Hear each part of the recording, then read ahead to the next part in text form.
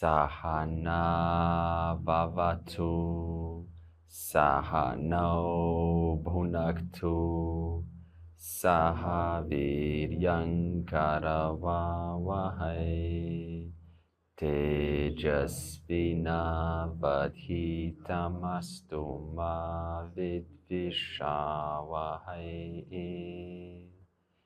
Om Shanti Shanti Shanti. We have finished the first section of Drig Drishya Viveka, and the last verse of this book is just one more verse, 31. And so if you look at, there's two versions. There's one that goes up to 31 and another one goes up to 46. So I've decided to do the 46. So far, is there anything that some term has been stated which you thought you missed and you think is important, or you would like to discuss a little bit more about it? We can expand on any concept before we sort of go into the other verses, which are not that long at all. So Vyavaharika and Pratibhasika is, see, when you say, I see it, therefore it is, right? Because I see it, therefore it is. So you may not see it, but I see it. Someone sees me like, I experienced this before. You know, someone looks at me and I feel boxed up, right? And I feel like is something wrong with me? You know, I feel like someone's putting me into a box. And when you kind of talk to them, you discover that they're putting you into a framework that they're trying to, you know, work through. And this is what it means when they say, you know, I see it, therefore it is. You know, I see that you have some sins on your account or something, therefore you're a sinner or something. Or have you ever experienced when you're just being yourself and, right, and you know your relationships with people are generally smooth, but then you feel like someone's like not really seeing you, right? They're like putting you inside a box. You feel like, and you really are being careful as to ensure it's not your personal stuff. So you're really assessing, how much of this is theirs and how much of this is mine? And through some investigation, you discover this person was, you know, looking at, they couldn't kind of, relate with me for some reason. So this person is what we call going through some memory, right? So when we say pratibhasika, it's actually operating from memory. And this is a huge issue because we think, even with the scriptures, we memorize statements, right? And then we just sort of live these statements and we chant these statements. And just it's the whole thing becomes memory, operating from memory, what I've memorized. So it's not really keeping with the world. It's not really keeping with the reality. It's more like keeping with some construct, and I'm trying to fit you in that construct. And therefore, the statement is, I see it, therefore it is, right? It's actually not, but I see it, therefore it is, right? So pratibhasika, why did I erase these two words? Maybe namarupa. Yeah, perfect. So jiva, so srishti means creation, and jiva, so it's person's personal creation. And this other word, vyavaharika, is ishvara srishti. So vyavaharika means it is, right? Therefore, I see it. So there was a nice example of a tree, and there were three people looking at the tree. And one of them, there was like a bubble out of their head, and they were seeing money, right? Because I can get these apples and I can sell them. The other person saw cutting the tree, so they saw commercial activity.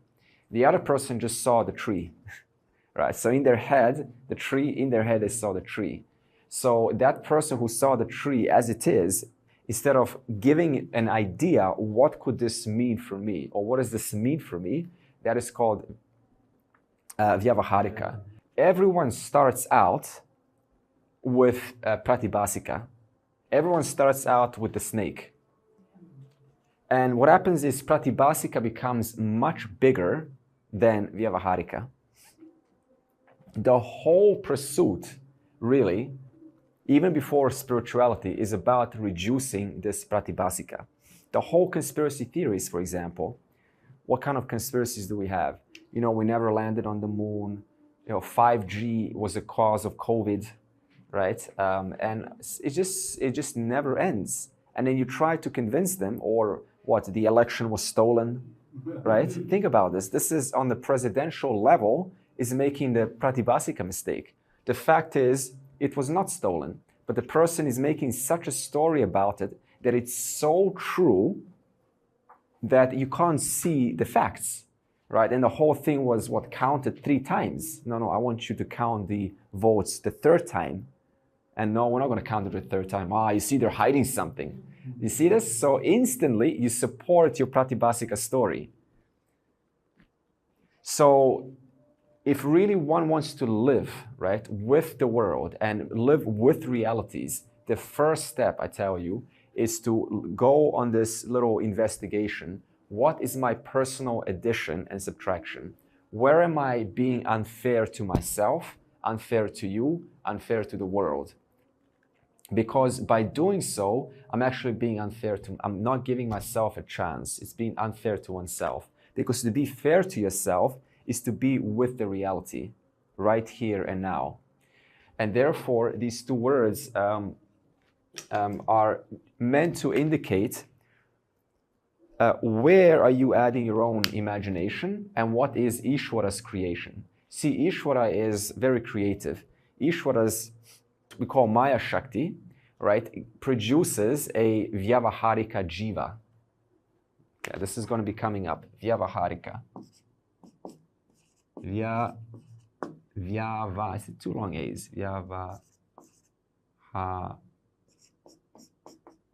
Vyavaharika and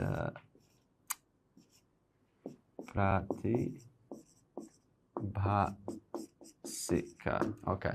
So, Vyavaharika, the way to remember this is P is for person, right? So, we'll put a little person here. And so in psychology, right, we also have similar words, but we don't want to mix them all up. So in psychology, you could say it's biases or prejudices. When Maya Shakti produces Vyavaharika Jiva, you're a Vyavaharika Jiva, right? This is a Vyavaharika Jiva. That means it's Ishwara Srishti. So add one more word here, Srishti. So that means it is a Maya Upadi, and you can't do anything about it because it's governed by the laws that you didn't create, right? You didn't create like your digestion and, you know, how long it takes for the food to digest and how the stomach is going to be protected by enzymes, right? So it doesn't eat itself, right? All of this is incorporated. So when Maya Shakti produces this Vyavaharika Jiva, right? Then this Vyavaharika Jiva is given the same power to do the same for itself. Therefore, it's given the power to produce a pratibhasika jiva. A pratibhasika jiva is what we call your own creation, right? And a construct of your own creation. And this is what we call jiva srishti. Jiva srishti. So just like the Vyavaharika jiva was created through Maya Upadi, that Vyavaharika Jiva has the same capacity, which we call Nidra Shakti, when it comes to sleep. Nidra, that means sleep Shakti, to produce a Pratibhasika Jiva. And that Pratibhasika Jiva then says, oh, look, I am in my own world. And it takes its own world completely real, right? When you're producing a dream. And when it takes its own world real, it takes it to be absolutely real. Right? And then when it wakes up, then what happens? It goes back into Vyavaharika Jiva, right? The person, the waker. And now the waker says, oh, that Pratibhasika Jiva was Mithya. This Vyavaharika Jiva is Satyam. Now when it comes to wisdom, the wise person understands that both the Vyavaharika Jiva is Mithya And the pratibhasika jiva is mithya or seen. And the real jiva is what we call paramarthika jiva. And who is it's not like there's three people, by the way. Okay, it's going to come up soon. It's just another construct, a model. And therefore, the real jiva is paramarthika jiva, who is none other than Atman, right? Who is none other than consciousness. And therefore, the same mistake that the pratibhasika jiva commits, right, the dream jiva, is exactly the same mistake that the vyavaharika jiva commits. In fact, that is what's called universal ignorance, right? I believe that this person is real, just like the dream person believed I am real. Inside the dream, without waking up, because we all use this example, oh, you need to wake up, because it gives this idea that moksha is everything changes, kind of like waking up from a dream into the vyavaharika. But how about we twist it? Without waking up from your dream, how do you discover that the dream is none other than mithya? How do you discover it without waking up?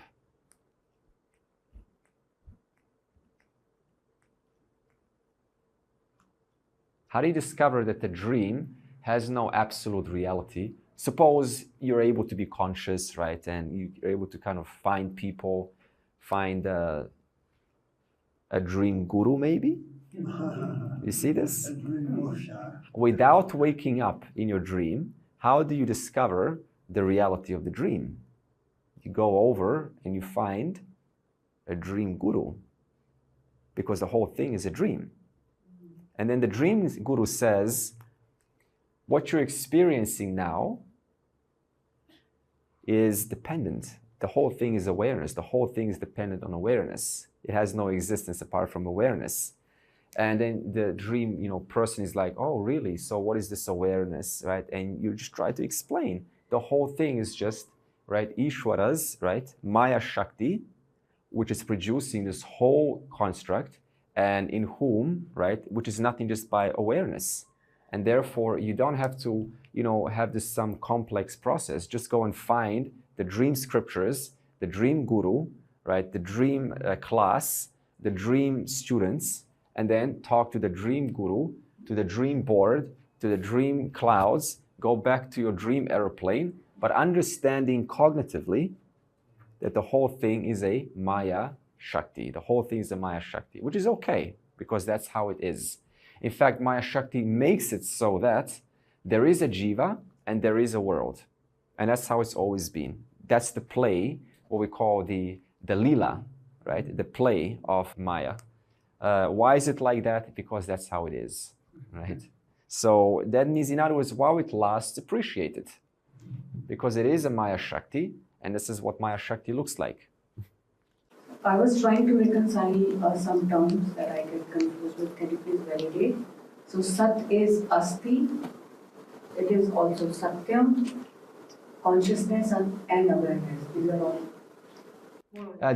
Yes, the only thing is, see, Satyam is can be relative to when you start to analyze the final Satyam is Sat. But you can also say, like place Satyam and then, right, and you can keep digging down. Huh? Dependent and independent. Dependent and independent. The final independent is Sat, is consciousness. Then Chit is Bhati. Chit is consciousness and or awareness, and Bhati is that which it reveals, the light. Therefore, it's consciousness. And we also use the term Jnanam as well for Chit and intelligence. Jnanam, Jnanam in Tattva Bodha, we use, what's the definition of Chit? It is pure, unqualified knowledge. So this is a little bit different, but it's the same thing, because in the presence of it's like the knowledge principle. In the presence of the knowledge principle, things are revealed. It just gives knowledge to things. I'm not talking about school book knowledge, because in English, our word for knowledge, actually, if you look in the dictionary, it has two definitions. The first one is information, and the second one is the consciousness. Yeah, I think one of the dictionaries, I looked this up. So we're not talking about information, but the knowledge principle, which gives light, and therefore it illumines it, it gives it knowledge. And for Anand, we are also using Priyam. Anand. You'll need to unlock your iPhone first. And limitlessness, right? Yeah, so for Priya, now Priya and Ananda has two definitions, and we need to reconcile them, and we have already done that. Yes, without the second, Anantam, Satyam, and also one more word you can put onto Sat is Satyam Jnanam, Ajnanam, you already did, Anantam onto, good. So these are all equivalent words. And Meena, why do we have so many words? Variety, you know, it's novelty. See, we all have little mokshas every day, right? And how so? By just, removing that sense of limitation. See, a normal human being, right? There's a sense of smallness, and obviously I want to apply some action because of Avarana Shakti, which makes me, the individual, separate from the world. And so I see myself as incomplete. And so to complete myself, I will do some limited action, get some limited result, and in that moment, I will have a resolution of this insistent wanter or seeker who is naturally limited, because there's no such being who is limitless. So naturally, I feel good. And so I want to repeat that again. So this is how the world goes about gaining their mokshas, right? So we all have their, our moments of freedom, our moments of happiness, no sense of otherness, and so on. Or you can also have moksha through meditation, right? You can just, silence your mind and, have this, remove this sense of division between myself and the world, and just be in this state of equanimity. This is also possible in the yoga world, right? So they all have their little definitions of moksha. When it comes to Vedanta, right, moksha is different, because if you ask anyone, what are you really seeking? And everyone's going to say no sense of otherness or fulfillment. So, and you say, well, for how long? Well, what? Do you want it for short moment, or do you want it for, right, something that is permanent? And so everyone's going to naturally say, well, if you look deeper, I want it to be permanent. And you say, well, what does permanent moksha mean?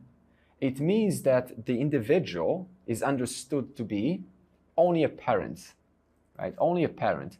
And the wanted, right, the world, is also understood to be a parent. They both enjoy mithya status. In the presence of that mithya status, there is an individual who has desires and needs and wants, but that individual is incidental. The world is also incidental. So all moksha really means is you understand the world as the status of mithya, right? And there is something that is invariable through and through, which is this ever-conscious, ever-present I am, I am, I am.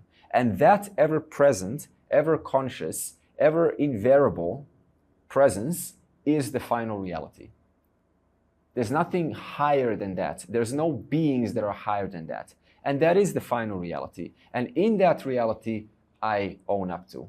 I own up, that is the final reality. The ordinary, down-to-earth, I am, I am, I am. So it is understanding this satya-mithya relationship. That's all it is. The world has a mithya relationship, right? It has a satya-mithya relationship, and the whole thing resolves to one reality, one without a second. Okay? So notice what I'm doing here. I'm actually describing to you. I'm not kind of giving you like some experience, like it is about going into your heart and feeling divine, all around you. I'm not doing that, because even if you were to experience that, by the time you leave, right, it's gone. It's an understanding. It's just owning up, because what we're speaking is the facts. And you are finding yourself in this world, and the Vedas just points out, here's what the reality is. If having gained that knowledge, I've understood what the Vedas intends to communicate, to the point where there's no more doubt, like there's no doubt, like, yes, I understood. That is moksha. That is moksha. Having understood what the Vedas is trying to communicate, what the text is trying to communicate. It's very simple. So therefore, Therefore, we focus on the knowledge, we inquire into the knowledge, and we go through this methodology. And you come to a point where you say, oh, it's very clear. It's very clear that awareness is invariable, and the scriptures say that the reality is the invariable. Therefore, having understood and being very much in touch with that reality, not as in something else, but in touch with that reality, then there's no doubt. Then that's what the scriptures say. That is moksha. So you actually need the scriptures to tell you what is moksha. Without the scriptures, the person is going to give their own idea, and it's going to be guaranteed it's going to be some experience or feeling. Whereas the scriptures simply state it is an understanding of the satya-mithya relationship.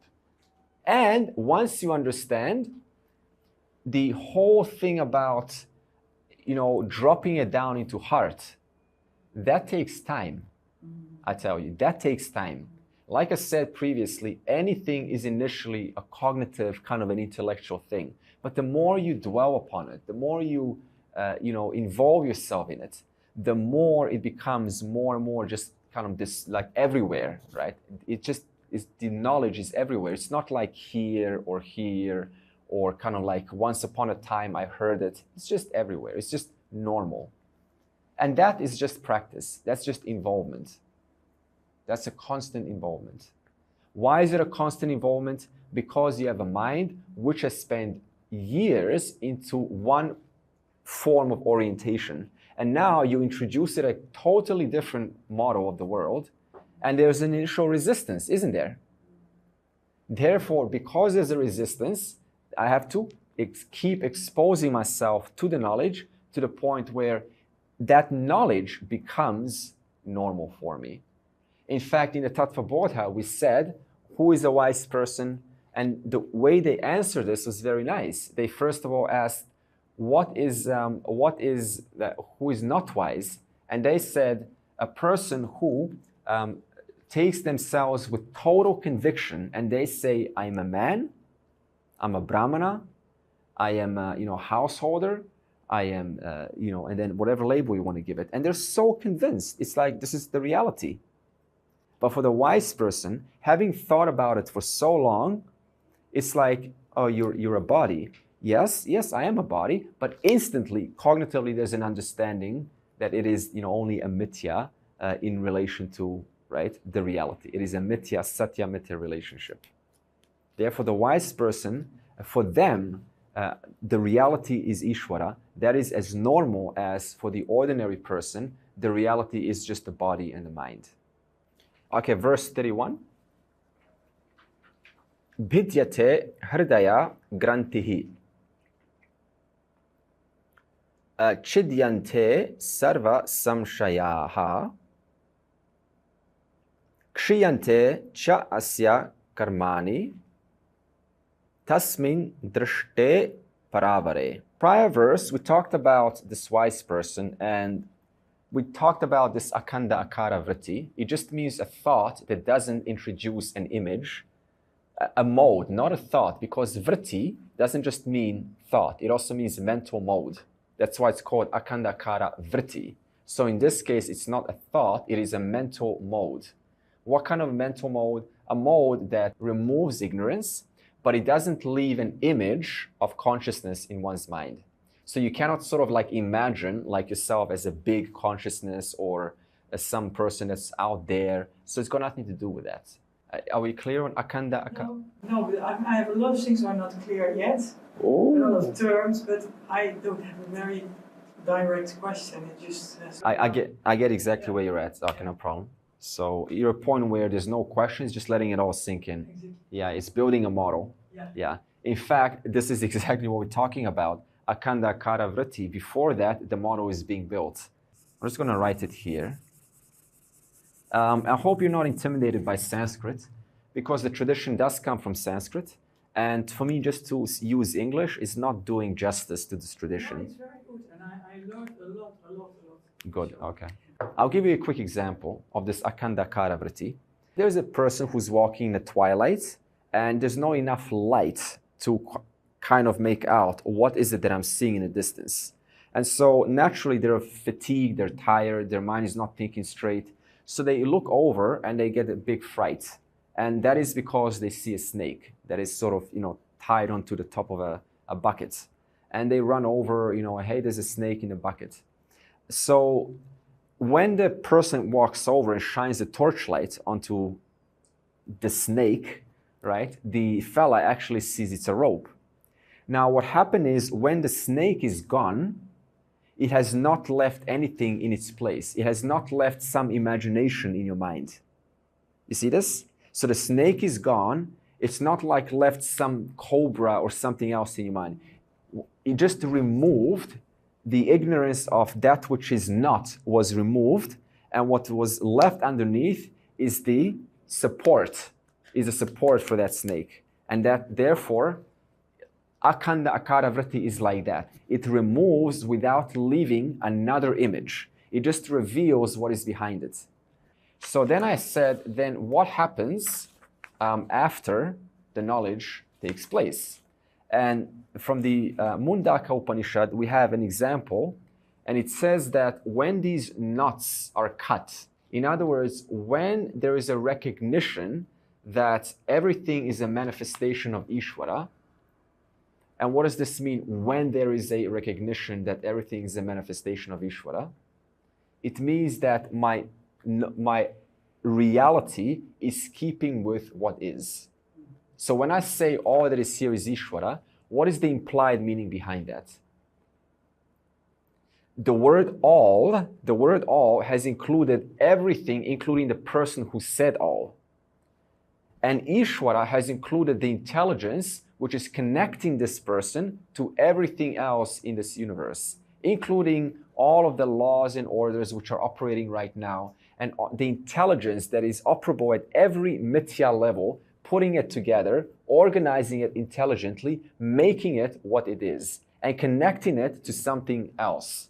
And therefore having this relationship between the sun, the plants, the wind, the animals, the ecosystem, right, digestion, and the whole thing is connected in the presence of this one intelligence. When you say all that is here is Ishvara, is that my nature, I am free of the modifications of all, right?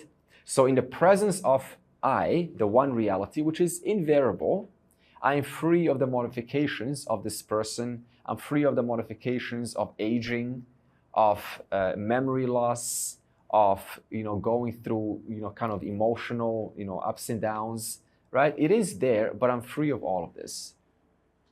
This is also included when you say all that is here is Ishvara. So the whole knowledge comes at once, and this of course takes time, right, to think about it little by little. And nobody's doubts can come to you. So if someone with a scientific background comes and says that consciousness is a product of the brain, then you will appreciate it and you will probably, kind of be curious. I saw a book, an author wrote a book, and it's got so many, statistics and data showing you how consciousness is localized to the brain. Yes, and this guy is a professor. He's got all 5-star reviews, thousands of views. He's all over the scientific community. And so it's like kind of like a big movement now. Consciousness is in the brain. So you see, with all of the scientific data, you cannot get this knowledge without the tradition. Science is not, apt for this. You need the Vedas for this. And therefore, now what it says is, when the knots of the heart are cut. Now, what are these knots and what is heart? Well, knots is entanglements, right? When all of these entanglements, your stories are cut. Now, what is this heart? Knots of the heart are cut. What is the word heart referring to? The physical heart? What's that going to look like, Cut all your arteries. So it's got to be referring to something else. What is very dear to the person? I sense. So that which is the closest is, because the whole life is centered on I. And therefore, when it says the knots of the heart are cut, it just means all of the stories and desires and all of these things, how I need, I must, I can't live without it. All of this is associated to the I sense, because since childhood, we've been, indoctrinated, inculcated with all of these notions that the I is this, the I is that. And so we walk around with this complex I, like I am so many things. So when it says the knots of the heart are cut, what it's saying is the entanglements, which are, associated with this I sense, there is a recognition they are mithya, that they only have a relative reality. And therefore, when they're cut, it just means that I understand that, all of this data is coming into my I sense, and it's making me feel like this, it's making me look like that, and so on. And the whole thing is just a product of your past causes, right? Which has been going on for a long, long, long time. And then when you come to discover, like, wow, that which was so precious to me, that I sense, is actually not the real I. It's not my real identity. There's something much bigger than this I sense. And therefore, it's not like you have kind of discarded it. You falsified it through your understanding. That's called mithya. You falsified it. You gave it a reality which is no longer the reality that you were taking it to be. You took it as the absolute. Now, through the logic, through the methodology, you understand it to be only incidental. That's what we call falsifying through knowledge. You falsified it by understanding its real status is the Drsya and not the Drig. Okay. And then it continues and it says, kshiyante karmani. So kshiyante means to, right, destroy. So in other words, instead of using this direct language, we say karmas, all karma palas are disowned. When the knots of the heart are cut, what happens is you disown at once whatever is associated to your I sense, including your karma pala, which is the results of the past actions. So now to explain this, karma pala has, three more words. Disowned. We have to understand this. What exactly is disowned? So when you do things in your life to address different situations, you're generating results, you're generating consequences. So, if you need to kind of, get a new job and then, you start to go around looking for things, then you're generating results. You're resolving situations in your life. And what I mean by generating results is to do something in this world, naturally there's going to be some kind of, a result that follows after. So even if you don't see that result come back to you immediately, it will come back because that's how the order is set up. So I use this example in Tattva Bodha. If you fire an arrow and your intention is to kill a person, that means to hurt them with their words or with some intention, and then you quickly turn around and you walk off, you catch a plane and you land on the other side of the world, you start a new family, and you have kids, you start a company, you become very successful, and you totally forget about the intention to shoot someone. You totally forget. Are you relieved from that action that took place years ago? No, because that's how the order is set up. Because I'm not relieved, something at some time in the future, that is going to come back to me in some way or the other. I won't be able to explain it, but it's going to come back as a black eye, as a customer who steals my money, as something or someone, who's going to cheat me. I know it's hard to prove this, but this is the Vedic model. Now, this is called agami. So whenever you generate results in this life, you're creating what's called agami. The word agami means future, so what is yet to come in the future. The second word, sanchita, is all of this agami through your lifetimes goes into, upon death, goes into your sanchita. Because this creation, that the way that it works is it's cyclical. And because it's cyclical, there was never a point where you began. You were always going on. You were always going on. The jiva, the I sense, was always going on. And because it was always going on, it was always producing agami for the present lifetime. So it was always producing to deal with its, problems, to say hello, to whatever. It was creating agami. And what happened is the jiva dies. So when the jiva dies, all of this agami gets spilled into sanchita. So sanchita means well collected. Well collected. The reason it's well collected is because this agami always goes to that I sense, to the jiva that put the actions into the field. So if I put a certain action into the field, it's going to come back to me. But who's this me next life? You see this? It's going to be some different person. But what about me in this life is going to be similar for the next person in the next lifetime? The sanchita. Because Andre is putting actions into the field in this life, and it's spilling into the sanchita.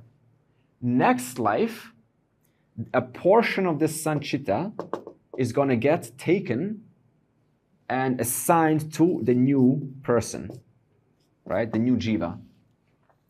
So sanchita just means it's like your bank account of all of your karmas, all of the results of your actions that are yet to fructify, right? That are yet to produce a body, that are yet to produce, all of those shootings that I've done at some point in a lifetime.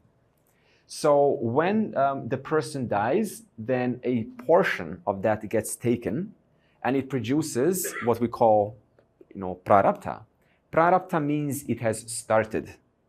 That means once it starts, you can't end it until it exhausts itself. So you could say, for example, 0%, and you have 100%. See this? So the moment you're born, right, this starts to exhaust itself. Exhaust.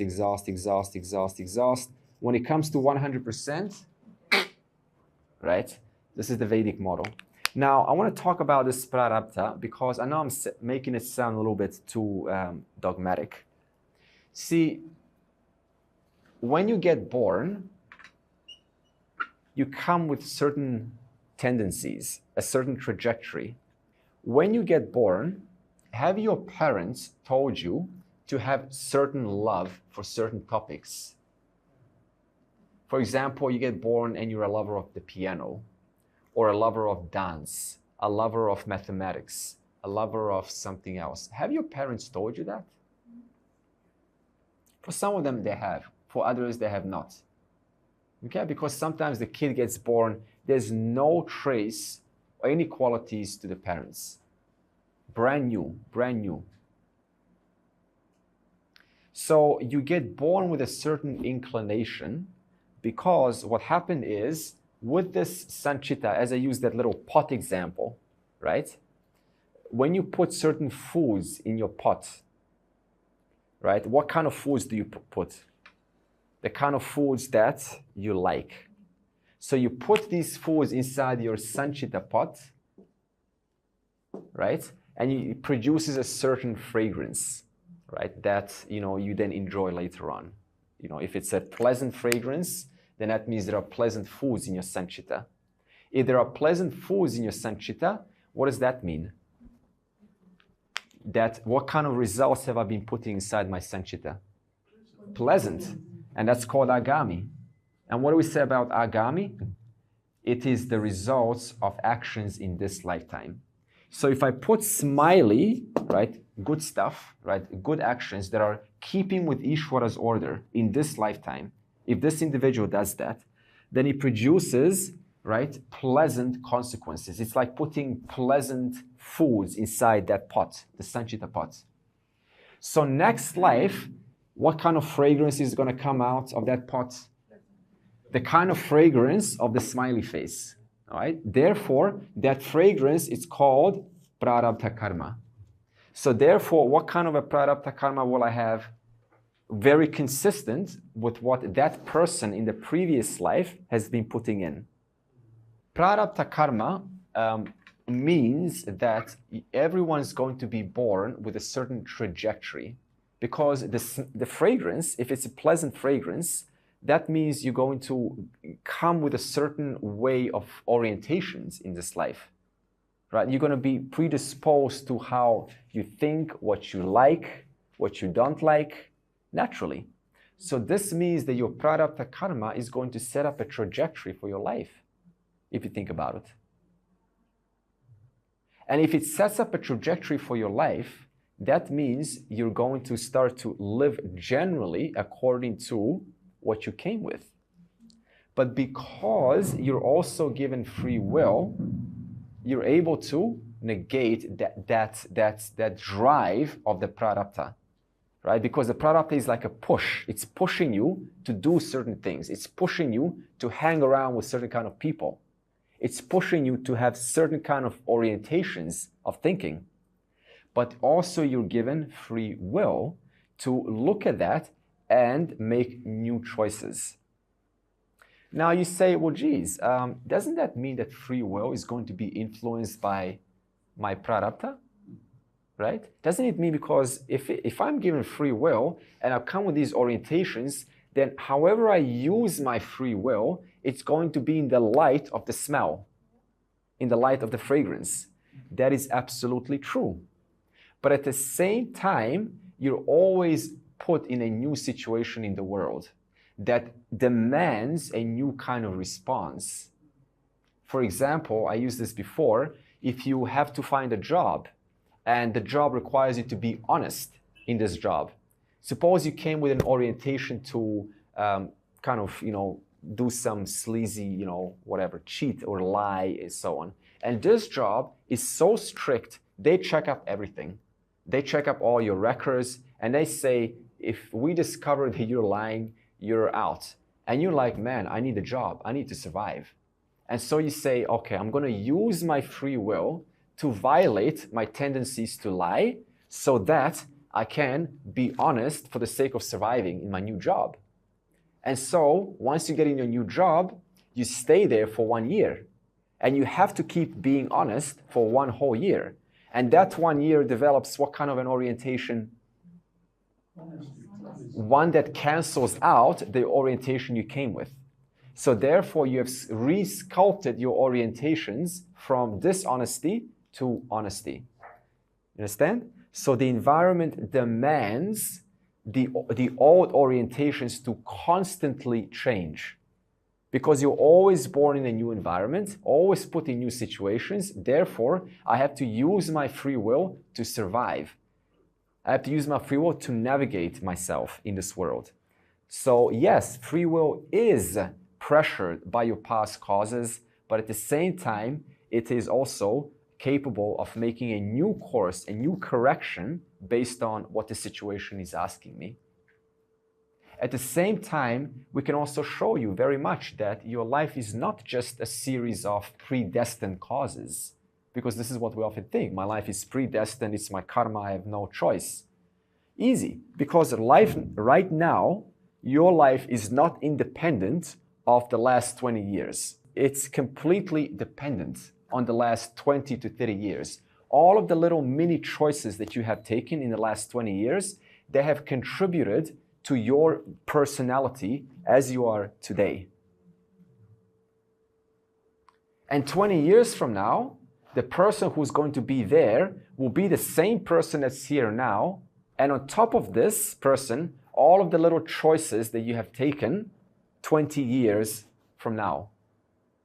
So the person that you are now is very much a reflection of all of the things that the person before this person has taken. All of these little people before me, little people, right? All of these Andres before me have done has caused this Andre to be right now. Where is the personality? Where is it? Personality is a product of impressions. So for example, there's a personality to speak slow, It's an impression to speak slow, an impression to be funny, right? So some people get born with an impression, and therefore this impression converts into saying words that are well put together in a humorous way. Personality can be changed very much because a personality is a reflection of your impressions. When I say impressions, I'm just talking about your habits, right? How you're doing things again and again and again. So when we say personality, we're just talking about what are those orientations or patterns of behavior that you do on a consistent basis. So for example, when there's a confrontation, the person walks away, right? They don't want to face it right then and there. That is a personality. Now suppose the person wants to change that. They want to stay and be with the situation and deal with it head on. So what do they have to do? They have to intercept that tendency to get them out of the situation. It's like a pool. And therefore they say, I'm going to stay here for at least 5 more seconds, right? That is what you're doing in your mind? Exactly. So this is a process that you're doing in the mind. This is actually, the whole thing is happening in the I sense. Yeah. And through that, you're resculpting your personality to be more fruitful, to be more helpful for you. Yeah. And also, the reason why personality is so strong is because of memory, right? Our memories constantly feed back data of how I'm supposed to act, the kind of person that I am, the kind of orientations that I was inculcated by my parents and by my culture. Don't talk to strangers, right? And so you grow up with this memory in an unconscious, and so I'm like, always, I'm not gonna talk to you, right? But it's coming from the unconscious. And so if you think that is kind of not helping you, then you can take that courage to go and, start a little bit, maybe talk to a stranger or say hello or something. So this is something that you can do, right? This is something you can collapse. To the extent to how much I exercise my free will, to that extent, I'm able to work with my prarabdha karma. If I just sort of get born and just lay back and just let myself go by those tendencies, then in that sense, you're really just repeating the prarabdha karma. You're just repeating it. If you, with willpower, that's why we say Durga, hey, I need that willpower. Let me pray to Durga, that persistence. If I apply that persistence through, despite wanting to do the old pattern, I say, I want to change my life. It's hard. I want to change my life. So I'm going to do something differently. The more you use that, the more you're able to, right, work with that prarabdha karma. You're able to reconfigure it. Not reconfigure it, you're able to negate its effects. Because prarabdha just gives you this orientation, how you are towards people. Suppose I get born with a very unpleasant orientation by being dismissive, not listening, right? And all of this was developed before. And someone gives me feedback and it says, you're kind of like dismissive and rude. So I say, that's their problem, right?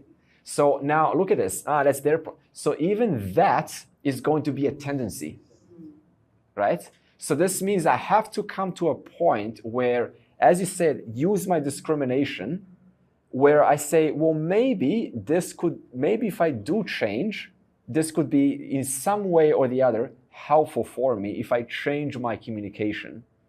But just to even start that inquiry is also governed by your prarabdha karma. Because if you came with a prarabdha karma whose tendencies do not include inquiry, then you're much less likely to inquire in order to change those tendencies in the first place. And that's why we say you also need Ishvara's grace. Because the pull is so strong that the person just goes along with it. And they're like totally fine. No, this is who I am. I am an adult man. You're a young person. You're passionate. You're ambitious. Me, I'm established in my identity. So they use age like, how they're grown up. But it's just really playing out this lack of free will for so long that the person lost pretty much most of their willpower. And to justify that, they just say, oh no, I'm a grown man, I'm set, in my ways, and I'm happy. Free will is held back by prarabdha karma. It is held back by the amygdala, because amygdala means fight, flight, or freeze. Therefore, if one just remains in that sort of survival mode, it's less likely for the person to do something that is going to snap them out of it. So if the prarabdha karma lands you inside a country where you just have to survive and fight and look out who's going to shoot me, even that ends up identifying you with the amygdala, that fight, flight, or response mechanism. But why was I born in such a country, which is causing me to act from my amygdala and not my prefrontal cortex, which is that part which makes decisions? Because of the kind of fragrance that was inside my sanchita. So this is how people constantly put themselves deeper and deeper and deeper inside a place where it's much, much harder to come out of it. And the Vedas goes even one step further. Now, this may sound for the new of us kind of like, what? But the Vedas says it comes to the point where you no longer even need a human body. You regress down into an animal body. And when you regress to an animal body, you're just now exhausting your all of those deeds that were not virtuous, just exhausting them, because animal life is very hard. It's kind of like just survival and competition. And a bird, you think a bird is free? No, you walk over, its eye sense is so vulnerable, it just wants to protect itself and flies away. Therefore, the person, right, has to make a decision and say, okay, I'm going to help myself. And everyone has that capacity to say, I'm going to help myself. Often we make an excuse. We say, well, what about those people in Africa, right? They don't have those privileges. Well, first of all, I'm not that person, but even if you do talk to that person, even in their situation, they have some level of capacity to exercise their free will, at least how they think about the situation. So everyone is given this ability to make use of their free will, despite the pull of their prarabdha karma tendencies. And by doing so, you can elevate, you can uplift yourself to the status of a Shudra, to the status of a, all the way to what we call Brahmana, to the one who is contemplative, the one who is a lover of knowledge, the one who is interested in the truth, in how things work, and wants to just stay in that place because you have uplifted yourself. It's not like someone pushed you. It's not like God has rewarded you. You, through your own actions, through your own hard work, to negate the effects of that pull of the prarabdha karma, you have come to this place now. And this process is given to you until the last breath. So it's never too late. It's not about what has happened. The past is not the issue. The past, it's not about what has happened. All that matters is, what do I do about what is happening right now? Otherwise, it's just like, oh, this has happened to me. I have a family. They're pulling me back. There's no chance. You don't understand my situation. Well, you don't understand my situation either. In fact, when I was doing my business, I was doing 15 hours a day of business. And on top of that, I was doing spirituality 24 hours a day, obsessed. And running a business with over 1 million customers involves constant working with your babies, little babies. So if people say they have little children, try having 1 million customers who are constantly sending you refund requests, shutting down your PayPal account, your merchant account. You constantly have these problems, 300 emails a day, right? All of this stuff. On top of that, every minute, I'm going to find time to pursue the truth. Hard work. Pulling oneself all the way from the bottom, all the way from top. We call it zero to hero, by your efforts alone, nobody else's. One person called Jim Rohn, when I was studying personal development, says it's not about the money that you make, it's about the person that you become in your journey of having a company or something. Same thing here. It's not about kind of like, just showing up. It's about all of that, those small hard work, those small efforts that you take, those strivings that you take, the falling down, the getting up, the falling down, the tears falling, finding your way back up. It's those small things that make you a person, that you uplift yourself through that. So, okay, prarabdha karma, I've been given that, now let's work with it. That's the spirit. It's a responsibility, actually. That's good. Yeah. Yeah, it's being taking total, absolute responsibility. Take account for everything in your life, for emotions, for thinking, for judging, for everything. And everyone around is going, what are you doing? You're wasting time. What is this nonsense? You just keep going, keep going, keep going. The statement in the Upanishads is, be like a snake, constantly shedding its old skin, never looking back, constantly moving forward. No time to look back. Oh, once upon a time I was this person. Move forward, move forward, move forward. Whenever that calling is there, that is your calling. That is your trust, because that is Ishvara's call. All of these results that you do, to become something in this world, it generates more agami, which goes into sanchita. So now next life, you get a better upadi. You get a better upadi. It's an upadi, but you got a better upadi. So what happens is you understand at once that all of this is just incidental projection. You shift your identity onto that which has nothing to do with this person. And at once you disown all these three karmas. Just like when you have three wives, and you have the oldest wife, which is Sanchita, because she's been there forever with you. She's the wife that follows you around, that has seen everything you've ever done. She never leaves you alone, or the Sanchita husband, right? They have seen everything you ever have done. And they're very loyal to you. They love you a lot. And now the second wife she's kind of older, you're developing a relationship with her, and she's called prarabdha wife. Now the prarabdha wife is, she's kind of started with you since this lifetime. And then you also have the agami wife. She's like the novel, she's the exciting wife, because she's the kind of wife that's the newest wife. And, they're all kind of saying, oh, we love our husband, or we love our wife, and we're so proud to be with our husband, and we want to serve him. And the husband comes home and, kind of kisses them and hugs them, and it's all lovely. And then one day the husband doesn't come home. Oh, where is he? Where is my husband? And then they discover, oh, he died. He had a tragic accident. The individual is gone. The owner of the three wives is gone. At once, they have all gained status from prarabdha, sanchita, and agami to widows, because nobody owns them anymore. Therefore, whatever kisses and slaps they were bound to return to the husband, they have no one to reward anymore. They have no one to kiss. They have no one to give their little, slaps to. They cannot return their, whatever husband has done, because there's no owner anymore. The owner is gone.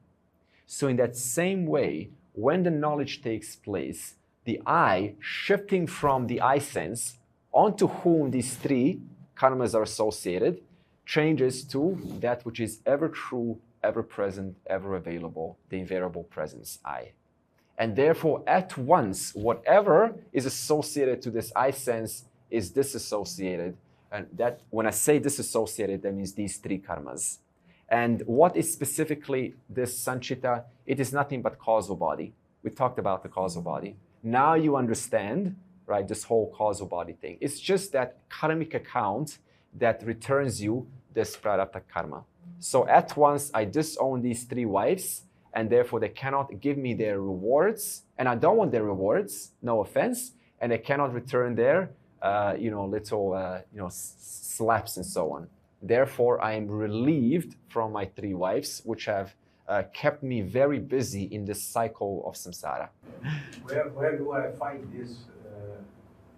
In what book or where? So in a Tattva board on my website, you will find with with precision of these descriptions, and it will talk about all of this. Yeah, I like Tattva Bodha a lot because it talks about the whole Vedantic vision and it skips absolutely nothing. Yeah, it's brilliant.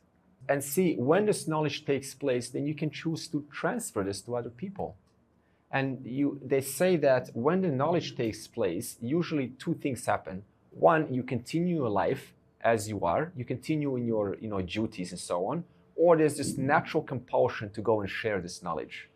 And when you share this knowledge, you can do so without pride because nobody owns this knowledge. It is Ishvara's knowledge. And the reason why some people say that when this knowledge takes place, why doesn't the Jivan Mukta die at once? Well, that is because you cannot destroy your prarabdha karma. You have to wait for it to go from 0 to 100%. Only then the person dies. Otherwise, if the Jivan Mukta died, right, someone who understands the reality, then number one, who is there to pass on this tradition with clarity to those who are sincere seekers? Number two, if moksha meant physical death, then nobody would pursue moksha because who wants to die prematurely? And number three, the reason why the Jiva Mukta, the liberated person, continues to live is because they get to enjoy for one last life the vision of oneness. Because for lifetimes they have been enjoying the vision of two-ness. Everything was different. For one life, one last life, you get to understand all that is here is Ishvara for the first time, and you just get to enjoy that vision and leave this world, and that is it. There's no more coming back for you. You remain as the limitless one, in whom the entire universe resides.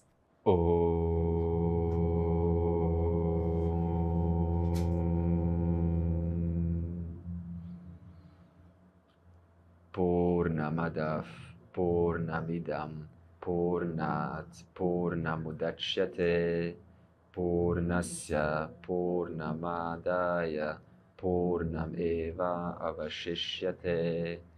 Om Shanti Shanti Shanti.